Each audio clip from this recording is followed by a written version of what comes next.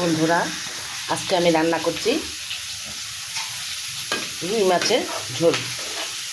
এই যে একটু পেঁয়াজ দিয়েছে, আজকে জিরা ফোড়ন দিলাম না, একটু পেঁয়াজ দিয়েই রান্না করবো। পেঁয়াজ ভেজে নিয়েছি, আলুটা ভেজে নিচ্ছি। এখন দিব হলুদ, দিব মরিচের গুঁড়া, দিব জিরার গুঁড়া, তারপরে আবার দেবো একটু ধনিয়ার গুঁড়া। ধনিয়ার গুঁড়া যদি দেই তাহলে আমার ঝোলটা স্বাদ লাগে। এখন এই যে আদা বাটা, আমি সবসময় আদাটা বেটেই রাখি। পাতলা ঝোল খেতে খুব মজা লাগে।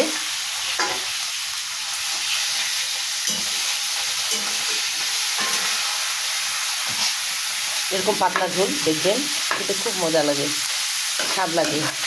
বেশি কিছু দিব না, এই একটু মশলা দিলাম। খুব তাড়াতাড়ি রান্না হয়ে যায়। আর সব সময় জানবেন, যে কোনো রান্না আপনি যদি ভাপ দিয়ে ফেলে দেন, সেই রান্নাটা তাড়াতাড়ি হয় এবং ফরমালিন মুক্ত হয়। এখন তো জানেনই সবজিতে কি বিষ আর টিস ইচ্ছা মতো দেয়, খাবো আবার কিভাবে বলুন। এখন বন্ধুরা আমি জল দেবো, খুব বেশি জল দেবো না, সম পরিমাণ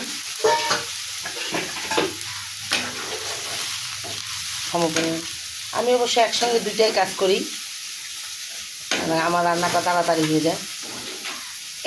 রান্নাঘরে বেশিক্ষণ থাকতে আমার ইচ্ছা করে না।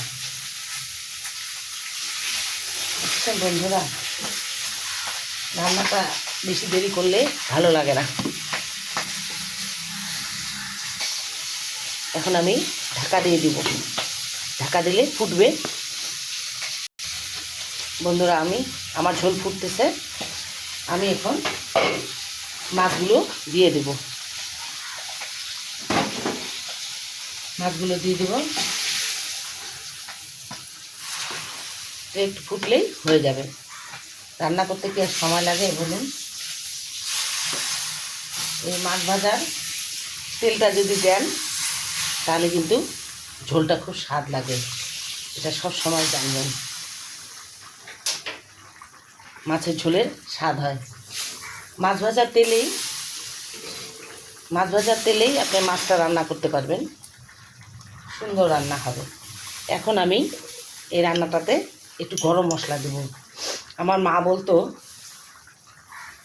বড় মাছে যদি গরম মশলা না দিস তাহলে খেতে ভালো লাগে না, গন্ধটা ভালো আসে না। ধনেপাতা তো দিবি যদি থাকে, না থাকে তো গরম মশলা দিবি। মা যখন আমার কাছে থাকতো, মা রান্না করতো আর বলতো, এত তেল দিয়ে কি কেউ কখনো রান্না করে, কীরকম রাঁধুনি তুই।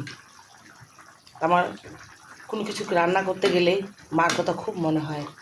মা আমাকে অনেক শিখিয়েছে, কিন্তু দুঃখের বিষয় সে আর আমাদের মাঝে নাই। দেখুন বন্ধুরা, আমার রান্নাটি হয়ে গেল, খুব সুন্দর রান্না হয়েছে না? দেখুন, সবাই ভালো থাকুন, সুস্থ থাকুন।